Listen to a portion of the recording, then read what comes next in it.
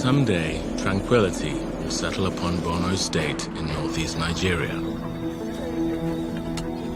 The ordinary rhythms of life in the rural areas will return, as will the everyday bustle of the city. But for now, a restless tension lurks beneath the surface. Not a moment goes by without the threat of violence. Without the fear that the militant Islamic group Boko Haram might unleash an attack. A grim reminder of a conflict still to be resolved. A country's struggle with extremism. An unfinished journey from evil. Yet there are Nigerians who've stood up to the terror, who've shown the courage to fight back, the determination to go forward, and the resilience to forge a new future for their nation.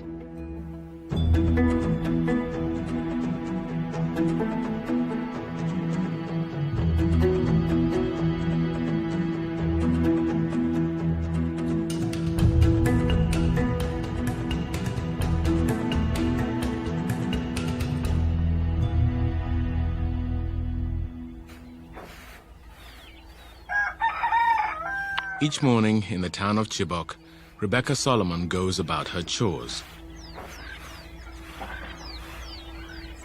But what may appear a simple life became for her a nightmare that began on April 14th, 2014.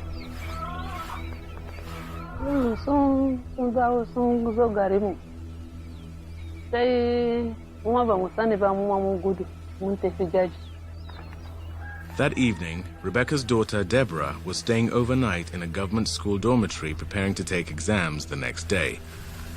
The exams never took place.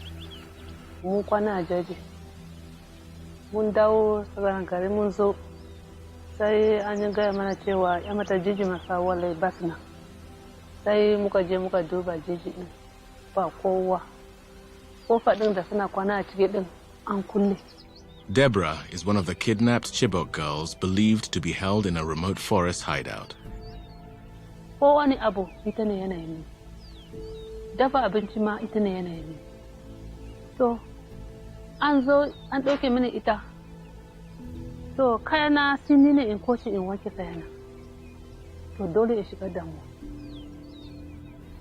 It's been 1,000 days since Rebecca has seen her daughter. Deborah's abduction, along with over 200 other girls, exposed to the world Boko Haram's ruthlessness, as well as the dysfunction of Nigeria's government and military, and it stirred many Nigerians to take action on their own. Buki Shonibare had planned a career as a human resources consultant in Abuja, Nigeria's capital. But then, 2014, April 14 happened, and that just opened me up to another life entirely. Buki became a frontline campaigner for the Bring Back Our Girls movement. Last night I could not sleep, and for once I felt what it meant for those girls to be out there. And then we came out to stand in solidarity with these girls, and then we are being blocked off. Nothing will stop us. We will keep coming out until our girls return. What do we want? Action! Aided by social media, the Bring Back Our Girls campaign sparked worldwide condemnation of Boko Haram. Our girls! Bring back our girls! Bring back! Bring back! Our girls! Bring back! Our girls! Like millions of people across the globe, my husband and I are outraged and heartbroken over the kidnapping of more than 200 Nigerian girls from their school dormitory in the middle of the night. Boko Haram's leader, Abubakar Shekau, capitalized on the group's sudden notoriety, threatening to convert the girls to Islam, marry them off to his commanders, or sell them into slavery. For Buki, it was personal. It's simply because I was once that girl. Even though I've not been abducted before, but I know what it means to be sexually molested. I know what it means to have to do something because you want to stay alive.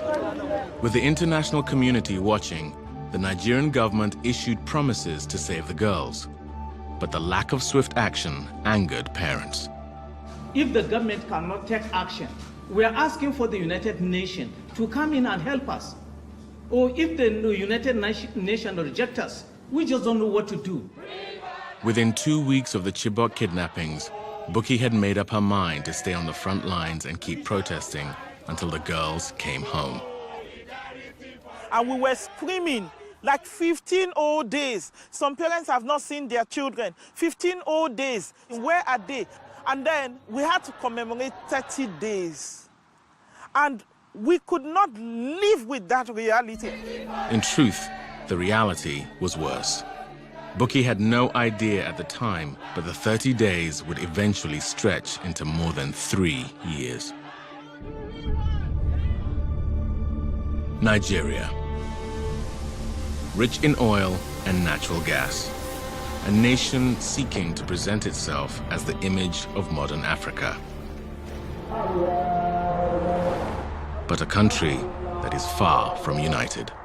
180 million people plus, 250 ethnic groups, thereabouts. This is a difficult country to govern at the best of times.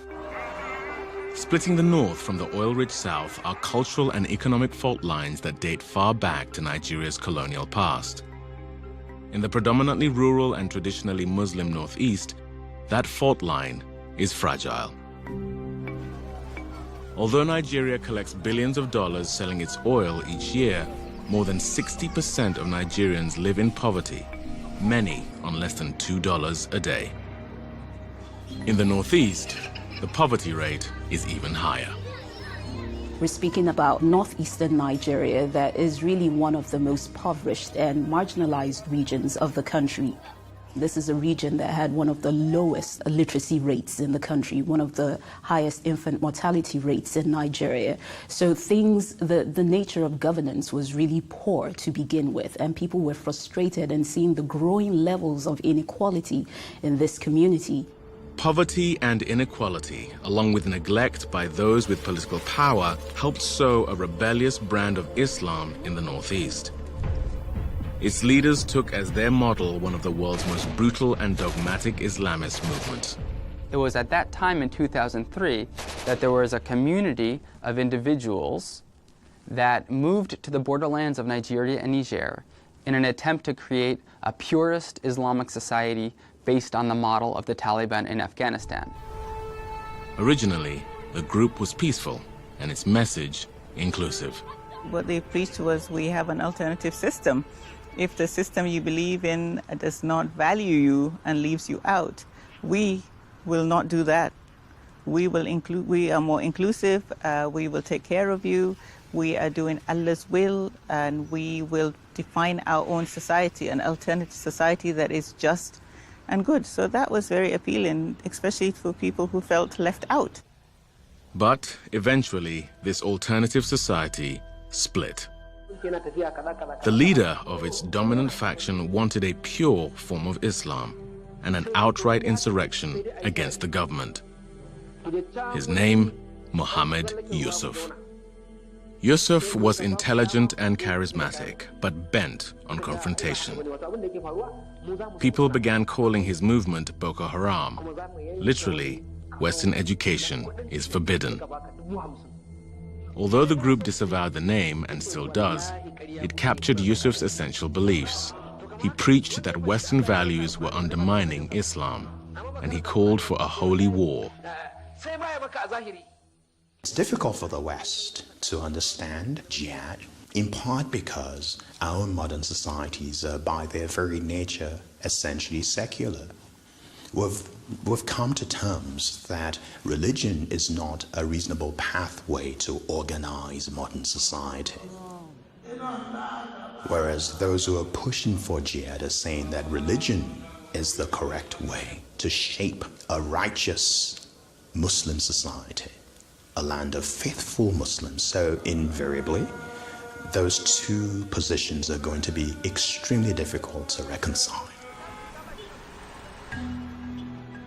Yusuf's base was the northeastern city of Maiduguri, the capital of Borno State. As his sermons became more militant, tensions with local authorities grew. Then, in 2009, Boko Haram exploded into Nigeria's wider consciousness. That June, police clashed with some of Yusuf's followers on their way to a funeral, wounding more than a dozen. Kuma waɗannan mahaukatan sojojin in ba ɗauke su a cikin gari ba za a zauna lafiya ba. Yusuf denounced the government actions, and a few weeks later, his followers struck back. With guns and grenades, they attacked police stations in several cities, with the heaviest assault in Maiduguri. Over 4 days of fighting, the police response was merciless. They rounded up Boko Haram suspects, killing them in the street.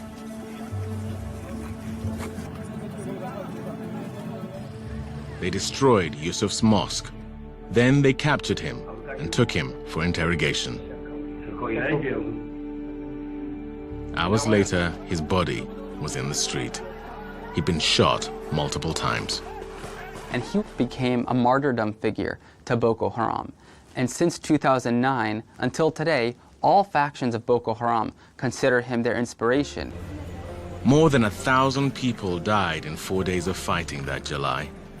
Afterward, Boko Haram disappeared. But when they returned a year later, it was with more weapons and a new leader. A bombastic and violent Yusuf deputy, Abubakar Shekau. He proclaimed all-out war. Their argument is a very simple one. You've come after us. You've killed many of us. You've killed us literally by the thousands. You feel you've decimated our community. We will fight back. Now we will take jihad to you. Over the next 4 years, Boko Haram put the Nigerian military and civilian security forces on their heels.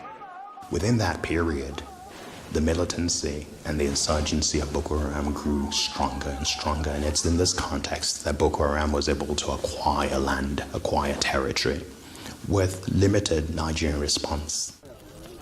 Boko Haram expanded its domain, but Maiduguri remained ground zero. The city of more than 500,000 had a teaching hospital and a university. Before the insurgency, Maiduguri was a very quiet, peaceful town. Fati Abubakar was a nursing student living with her family in Maiduguri at the time Boko Haram began its assault in 2010. We were known for being very traditional, conservative people, and we all knew our neighbors. It was a very diverse community before Boko Haram. Within months, Fati became a witness to the wholesale destruction of her hometown. I watched everything happen, from the tension, the bomb blasts, the dead bodies on the streets, the houses burning. Sometimes our house would shake because of a bomb blast. People soon fled. Fati and her family left in late 2012. At the time, they were killing boys and kidnapping girls, so my parents were not comfortable with that.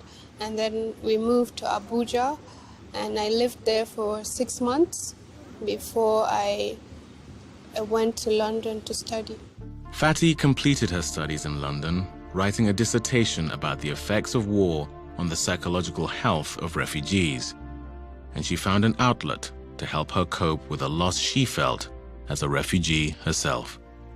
I really took up photography around that time that I was struggling with all that was happening around Maiduguri, and I was really interested in how you can do visual storytelling and still have an impact on the community.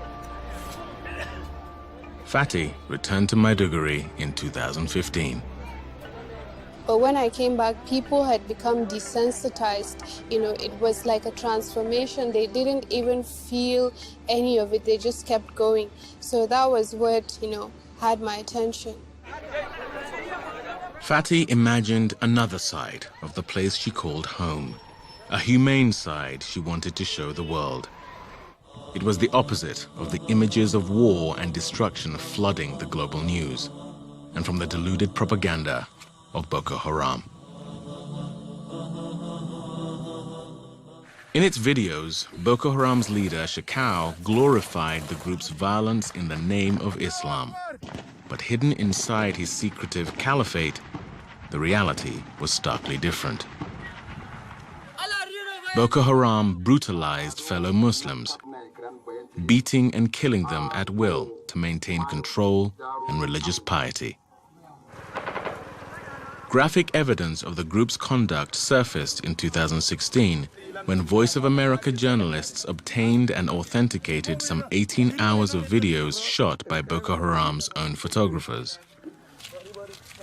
The raw footage is an unflinching record exposing how one of the world's deadliest extremist movements operates behind the scenes. A daily diary of terror. At public tribunals designed to enforce authority by intimidation and fear, villagers were herded together for displays of discipline. For small sins, offenders were flogged, sometimes by their peers. But for offenses like selling drugs, the punishment was ultimate. No pleading for the accused. Just a bullet in the heart or the head. When Boko Haram first became violent, the attacks were mostly on the Nigerian state itself. So government offices, prisons, police headquarters. As time went on, and it seems that Boko Haram felt more and more aggrieved, its targets widened and widened, until now it seems to be anybody. In their encampments, Boko Haram soldiers, many mere boys, trained for warfare and played like children. The media characterizes Boko Haram as madmen, as crazy, as psychopaths. But what we can see in the footage of the foot soldiers is that in many respects, they go around their daily business just like kids in any other part of the world. We also see them receiving pep talks before battle, where they're told some of you are going to die and some soldiers are going to die. The difference is the soldiers aren't going to go to paradise and you are. And this goes to show that ideology plays a very important part of motivating them to engage in acts of killing.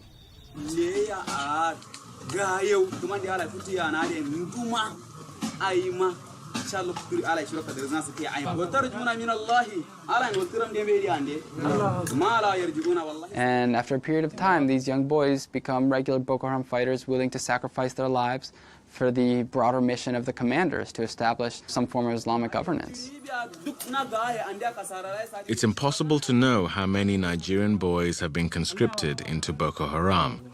Likely, it's several thousand. The penalty for refusal is severe.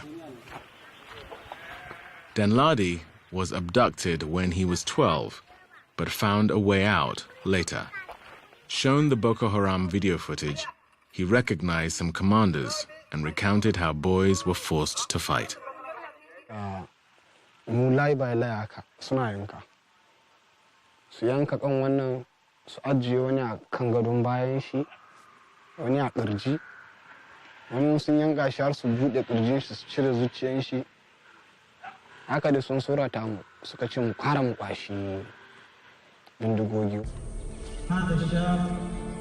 Shekau made clear that Boko Haram would cleanse Nigeria of anyone who didn't submit to its brand of Islam. Men or women, young or old, Christian or Muslim. The Shekau faction of Boko Haram has a belief system whereby any Muslim that does not join their group is an apostate because they are fighting a legitimate jihad. And therefore, the idea that a Muslim would get killed in a Boko Haram attack, either because they're targeted or because it's collateral damage, is really not something that the Shekau faction worries about. because their penalty for not joining the group and being apostates is death anyway. 2015 marked a shift in the war. The Nigerian army, aided by military from neighboring Chad, Cameroon, and Niger, began reclaiming towns and territories once under Boko Haram's control. The momentum quickened under a new president, Muhammadu Buhari, elected that year. But the government's success also brought disturbing allegations of human rights abuses, excesses by the military and civilian vigilantes in their zeal to defeat Boko Haram. Amnesty International cited thousands of summary executions, arbitrary arrests, and instances of torture by Nigerian forces, war crimes the group said went unpunished. The Nigerian government somehow have some doubts in what Amnesty is doing, but all the same, they have come clean and set up a presidential task force, and you have to take into account the composition of members of the panel. They are not people that could be manipulated, they can be manipulated, and they are judges of repute, and we wait and see the results. As the government ramped up its pursuit of Boko Haram, Abubakar Shekau changed his strategy too. Boko Haram officially aligned with the Islamic State, or ISIS, the jihadi group waging war in Iraq and Syria. Shekau, in 2015, formally pledged allegiance to ISIS, and ISIS responded to this. Some see this as because this coincided with the time when Boko Haram was coming under increasing pressure from the Nigerian military. It was being pushed back.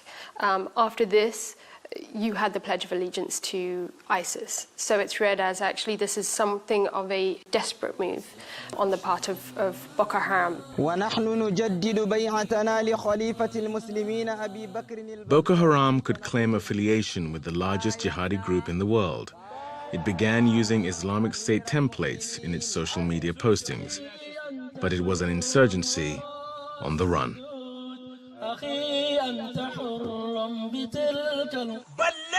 At least 3 times the Nigerian military claimed Shekau had been killed, yet each time he survived, reappearing like a ghost in new videos, recorded in a remote hideout somewhere deep in the northeast bush.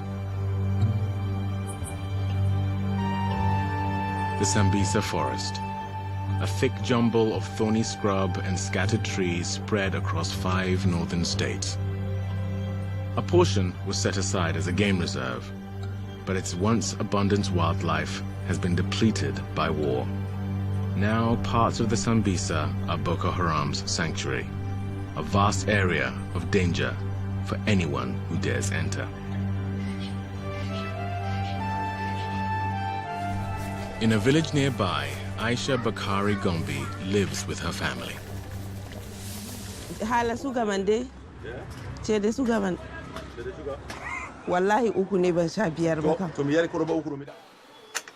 In her part-time job as a seamstress, she works with hands and feet in creative concentration, at peace, away from the violence that prowls in the countryside. But the rhythm of the sewing machine is only one facet of her world. Aisha knows the Sambisa well.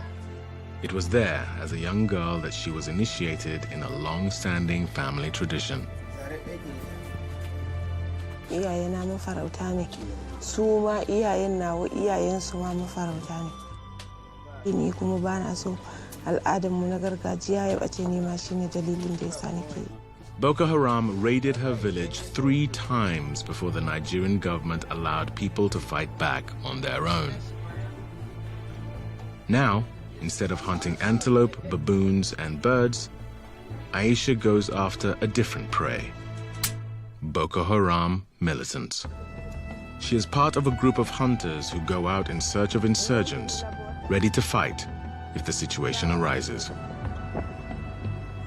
Gaskiya Boko Haram dai ba mutum bane. To Boko Haram ne ya isa zai kama mutum da ransa, ya kama shi ya yanka shi da zarton da ake yanka katako. Boko Haram zai kama mace da ciki, ya yanka ta, ya fidda da a cikin cikinta, ya jefar da shi. Boko Haram zai kama yaro jinjiri, ya karya wuyansa ya jefar, ya kama yara ƙanana ya murda wuya ya jefa a kogi. At the start of their patrol, the hunters take part in spiritual rituals. They believe it will protect against enemy bullets and other dangers in the forest. Akwai abubuwa irin namu na gargajiya waɗanda muke amfani da su. Wani muna amfani da shi don mu sha, wani mu shafa, wani mu sheƙa, wani mu yi hayaƙi, har ma wanka akwai.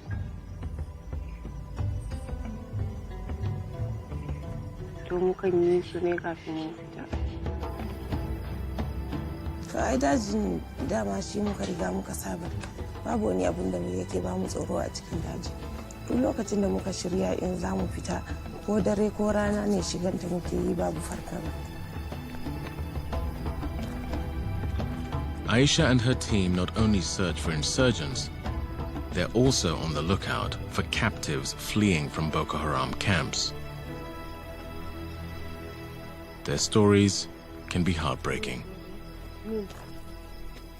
Akwai matar da muka bari yanzu haka tana kam namu mu a inda muka yi sansani mu a cikin garin Lasa. Suka zo sace ta, suka sace ta da yara 6. Da aka tafi da su aka je aka ajiye su a can sun kai watanni suna wajen. Ranar da Allah ya taimake ta ya bata nasarar za ta gudu ta dawo. To su wayannan yan ƙanana guda biyu, ɗaya ta goya ɗaya kuma ta ɗauka ta rataya a kafaɗanta. Haka ta haƙura da wayancan saura guda 4 ta ɗauko biyun ta kamo hanya ta dawo. Aisha's efforts fighting Boko Haram earned her the respect of fellow villagers. They call her the Queen Hunter. Gaskiya ba zan iya sani ba, don an kubutar da yawa. Na kwanakin nan ko kuma in ce na shekaran jiya mun kubutar da 9. Later that day, Aisha and her band apprehended 3 Boko Haram fighters. They delivered them to authorities by truck. A commotion of curious villagers parading behind them. Success like this inspires her to continue the work, despite the danger. Ani dai ina son duniya ta sani. Aikin da muke yi dai mu aiki ne na ceto da nema wa ƙasar mu zaman lafiya. Zaman lafiya nake son wa Najeriya. Ina so in ga Najeriya ta zauna lafiya kamar yadda sauran ƙasashe suke zaune lafiya.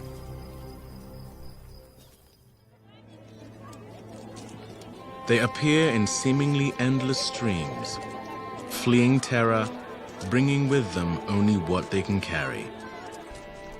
Day and night, they've lost their homes, their farms, their livestock, in the worst cases, their children. And for now, they've no hope of returning. The world knows Boko Haram mostly through reports of bombings, kidnappings, and suicide attacks. But the insurgency has also made millions of Nigerians homeless and laid waste to the rural economy that long sustained the region.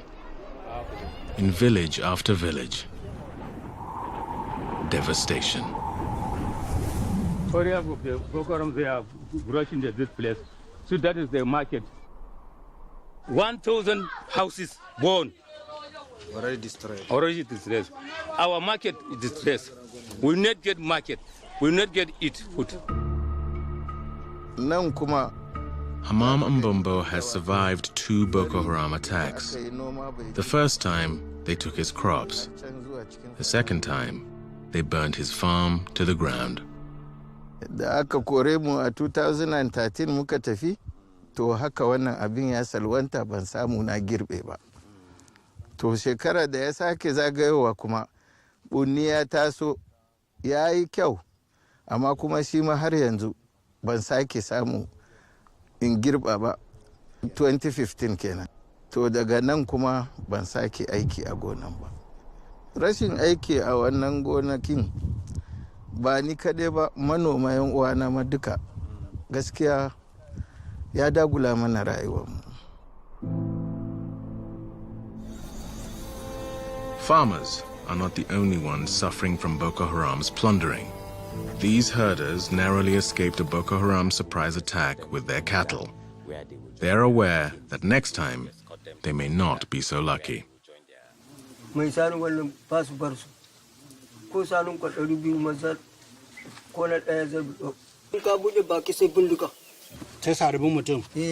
Babu wata hanya da za ku iya bi ne ku sake kwato su. Ina za mu samu hanyar bi. Mu ba mu da komai, su suna da bindiga. What's caused this crisis is people being terrorized and having to run away from the place they've been able to work for a long time. We were told that farmers do have seeds. We were told that farmers do still have some of the tools. What they don't have is the confidence to go back to their land because they're worried that if they're a man, they'll be shot. They're worried that if they're a woman, they'll be raped or kidnapped. So the key issue here is security. Although the Nigerian military has recaptured and garrisoned some larger towns, the Northeast's breadbasket remains a free fire zone. Much of the food production infrastructure, granaries, markets, wells, is in ruins. Rebuilding it will take months, if not years. Northeast Nigeria borders Lake Chad, a vast inland sea supplying fresh water to about 70 million people in 4 countries. Fishing forms an integral part of household economies in the region. But since the insurgency, Boko Haram has controlled fishing by demanding a tax from those plying their trade. As a result, many fishermen have fled, choking off the once thriving industry. Most are reluctant to talk openly about the insurgents, fearing reprisals. A shakka babu, 'yan Boko Haram sun kasara wannan sana'ar tamu gabaki ɗayanta. Domin ka kula duk tafkin Chadin nan gabaki ɗaya duk wani mu'amala da ake yi wato biyo bayan kifi ne. Watanni 4 na shekara wanda an fi kama kifi a cikin su irin watannin zafi. To a lokacin ana iya fitar da trailer 70, 50, 60 a rana ɗaya. To amma kaga yanzu ko ɗaya ba a fitarwa. Deprived of their livelihoods, farmers, herders, and fishermen, along with their families, wind up in the camps for the displaced that have sprung up across the Northeast. Official estimates put the number forced to leave their homes at 2 million or more. For years, the lack of security kept many humanitarian agencies from entering the region. Now that more military are present, they are returning to learn that the crisis is much worse than they predicted. I think a lot of humanitarian aid workers are saying that they didn't realize the situation was that bad. Some have described it as famine-like conditions. Unfortunately, if it was addressed sooner, it wouldn't have gotten to the extent that it is now. According to the United Nations, more than $1 billion in humanitarian aid was needed to help 8.5 million people in the Northeast and Lake Chad region in 2017, most of it for food. Children are particularly vulnerable because their bodies are growing, their minds are growing and developing, and if they don't have the nutrition that they need in the first 2 years of life, that has lifelong consequences for them. So a child, who's 1 year old, who doesn't get enough to eat will see her growth is stunted. She will have possibly trouble in, cognitive development of her brain. That'll affect her performance in school later on. It'll affect her ability to earn a living later on. So she will be paying the price for our failure for the rest of her life if we can't get that food and nutritional support to her now. Without continued aid or a rebound in agriculture, Nigerians may be on the edge of famine for years to come. The emotional and psychological damage of the war has deep consequences and may pose the most difficult challenge of Nigeria's recovery. Ba mu da sani a lokaci ɗaya Boko Haram suka shiga cikin garinmu suka fara kashe-kashe ba mu da labarin komai ranar Asabar misalin karfe 9. Kanin mama na guda 3, mijin kani na guda 1, guda 4 a take sun kashe. To da muna zama a wurin sun kawo wani mutum sun yanka shi a idonmu. After 8 years of war, these stories have become all too common. When we're coming out of insurgency, it's one thing to rebuild homes and to rebuild hospitals and to rebuild schools, but the most important thing is to rebuild people. Dr. Fatima Akilu leads the Neem Foundation, a non-profit that is taking on the country's psychological reconstruction. The work focuses on Nigerians who are homeless, suffered violence and trauma, or who were captives under Boko Haram. By sharing their stories, they help heal one another. Our main objective is to hear their experience. We want to share our experience together so that we can see how we can support ourselves. What we're looking at is their mental health status, their post-traumatic stress disorder needs, depression, anxiety, insomnia, psychosomatic symptoms. These group sessions run for a month to build trust. Counselors help with translation. They left anytime she remember her son. She can't sleep because she didn't even see the body of her son. One woman told of losing multiple family members. When there was one attack in Maiduguri here, a suicide bomber came to where they were staying, and that was how her husband was killed. That she has a younger brother too. Boko Haram killed him.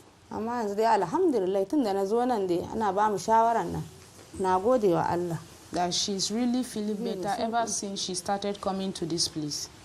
And she's very grateful. The counselors use cognitive therapy to help victims control traumatic flashbacks. We focus on trying to get them to alter their negative thinking about the event that has happened. We try to teach them thought-stopping behaviors, and we try to teach them resilience through group. 2 months after their initial therapy, members of the group reconvene to see whether they're continuing to cope. That in this gathering, if you come to this gathering, after hearing everybody's experience, you realize that your own problem, somebody has a bigger problem than your own. Dr. Akilu says victims can cure these deep emotional wounds. It just takes time. As a psychologist, I have a role that I can play, and I can bring people together to show that there is an alternative way. Rebuilding the lives of Boko Haram's victims is only part of the healing process. Another challenge is finding alternatives for those who perpetrated the violence. These men are Boko Haram fighters who have recently surrendered. They're about to enter Operation Safe Corridor, where insurgents who've renounced Boko Haram can undergo rehabilitation while in prison. It's a federal government initiative aimed at radicalizing, rehabilitating, and reintegrating willing and surrendered Boko Haram back into the society. The men will undergo 3 months of counseling to dispel their indoctrination under Boko Haram. Dr. Akilu helped start an earlier de-radicalization effort in Nigeria. All these programs work on multiple levels. One would be ideology, because that was what they used to recruit. Second was to look at their mental states, so we had psychological engagement. That we felt art was important because they were so against art, and art allows somebody to express themselves in ways unexpected to that person. And we taught them a skill, a trade, different for different people, and we also gave them an education for those who wanted it. Under de-radicalization, the Boko Haram militants are classified as repentant fighters. VOA was allowed to visit one class, but authorities refused to allow cameras inside to protect ex-fighters from being identified. So we are hoping that when you leave here, which we hope will be very soon, you will all go back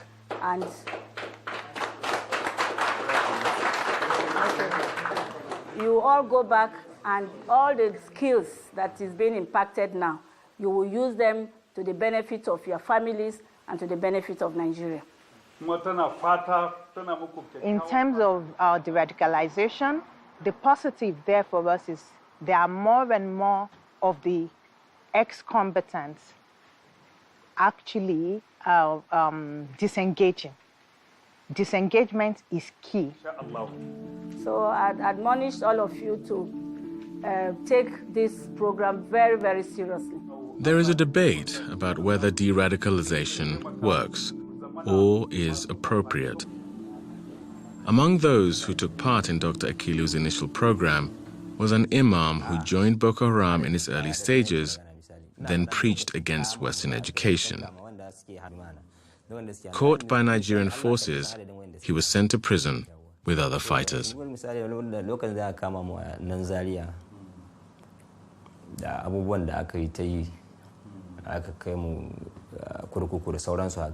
To a lokacin muna jin cewa kawai abun ba zai taba bari, ba za a bar shi ba, za a ci gaba da yi.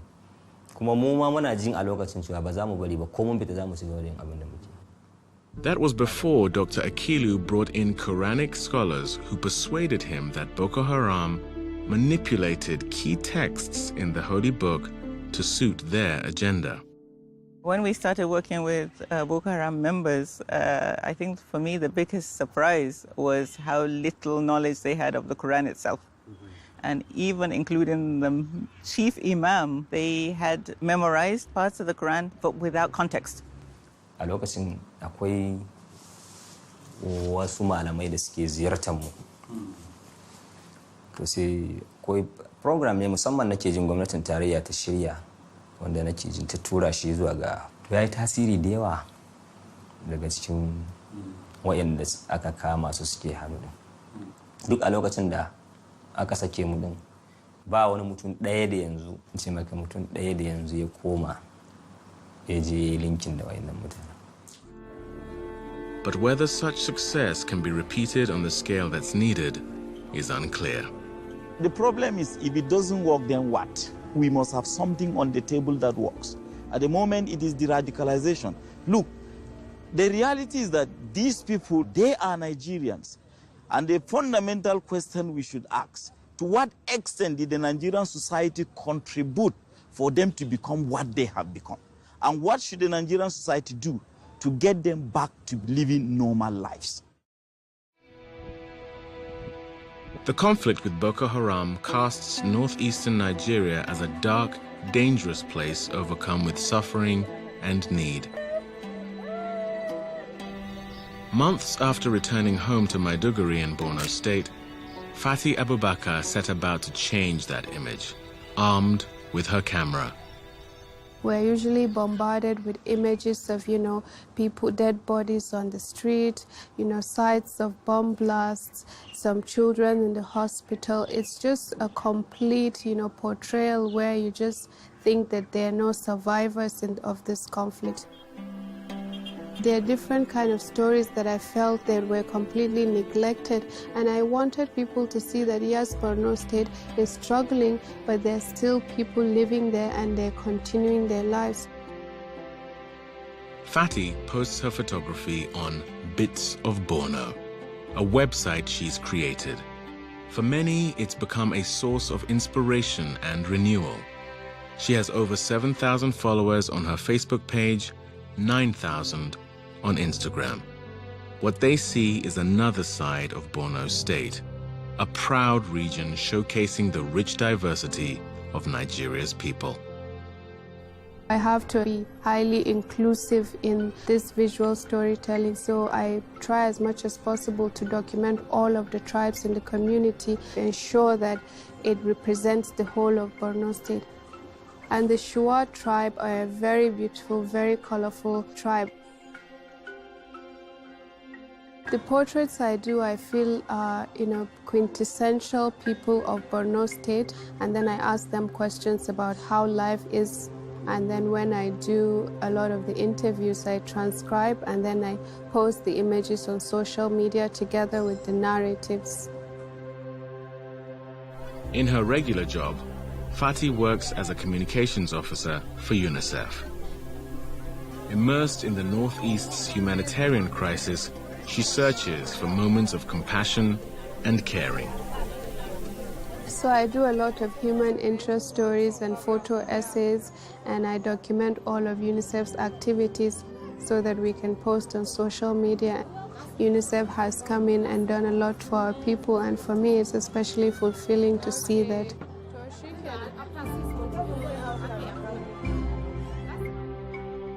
She's journeyed to areas where the war left its scars, looking deeper to document how people have survived the insurgency. And what I've learned is that even in the midst of adversity, people are able to continue and move on. People do not stop because of a bomb blast. I gravitate to children because of their exuberance. Even when you find them in a situation that is really bad, they're very bubbly and very lively, and that kind of keeps me going. I photograph a lot of street children and homeless children as well, and a lot of children that are escaping Boko Haram. You see them mostly by the river or under the bridge living on their own. But for these children, usually you kind of feel traumatized by their experience. You would wish for them to have a great future, but it will take a lot for them to have the kind of life that you would want for them. I just want people to know that, Boko Haram is a small percentage of people that are wreaking havoc on a community, and the majority of people from Borno State are very peace-loving, very hospitable, very highly intelligent individuals. We're the same as every average Nigerian. We just want to live our lives. If Nigeria is to heal from the war, the country must recover the bonds of humanity within its people. One picture at a time, Fati is bringing that humanity to light.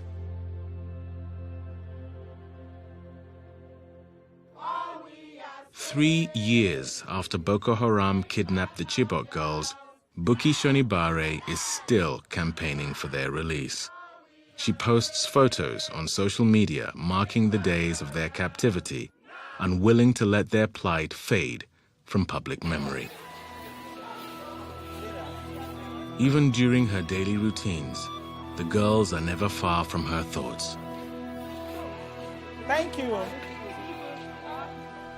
My major fear is by the time we have these girls come back, inevitably so, at least for the number that can come back, what life would they live for the rest of their lives? They've watched amputations happen in front of them. They've watched killings.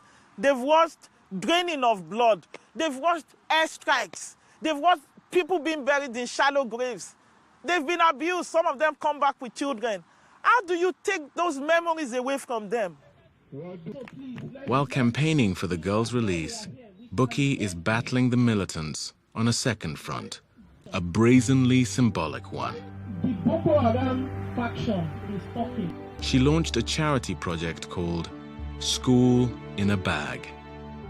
It delivers backpacks loaded with writing materials to children who don't have them and instructional kits to teachers. The best way to win against those that have abducted your children is to use other children as a perfect example and a perfect testimony and representation of a better life that can happen because education is there. We are telling Boko Haram that you lost, and we are winning.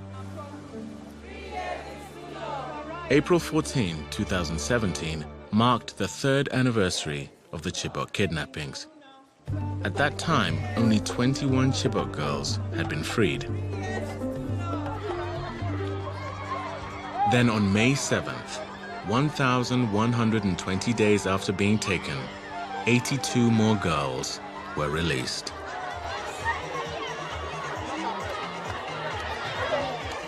Elation erupted at Unity Square in Abuja. Wait for this one, wait for this one. where Bring Back Our Girls campaigners have kept their long protest vigil.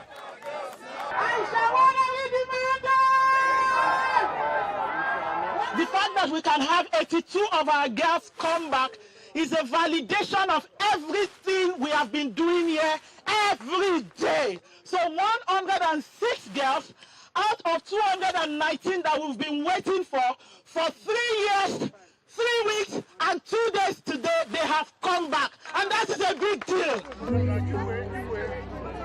News reports soon revealed that the release was part of a swap. In the exchange, the Nigerian government had freed several Boko Haram militants. But for Bukky, no price is too high to pay for the girls' freedom. For the girls, it means life to them. There was a life they had before they were abducted. They were going to school. To them, it means I am coming back to civilization. I am coming back to life. I can breathe. I can sleep with my 2 eyes closed. What does the future hold for Nigeria? The future of Nigeria is actually not as bleak as people make it to be. I think it's really very important to understand that Boko Haram is not Nigeria, and Nigeria is not Boko Haram. After 8 years of conflict, some 20,000 dead, and millions of lives disrupted, how does the nation move forward? So we've got to remake our society. We've got to have justice. We've got to have inclusion. People must feel part of the state. There must be many platforms and spaces for youth to self-actualize. There've got to be other paths that children can feel that they can contribute to society. In a country so rich in diversity, tribal, cultural, language, religion, a core humanity survives. One thing I've found with Nigeria is that sometimes the country pushes itself to an edge, and at that edge, it pulls itself back, and things move. You know, someone told me a joke and said, it always seems as if the edge of uncertainty is Nigeria's comfort zone. When you think things are going to crumble, it always comes back together. And I think it's really the people in Nigeria. There is this can-do spirit in Nigeria. There's this spirit to thrive. There's this spirit to overcome the impossible in Nigeria.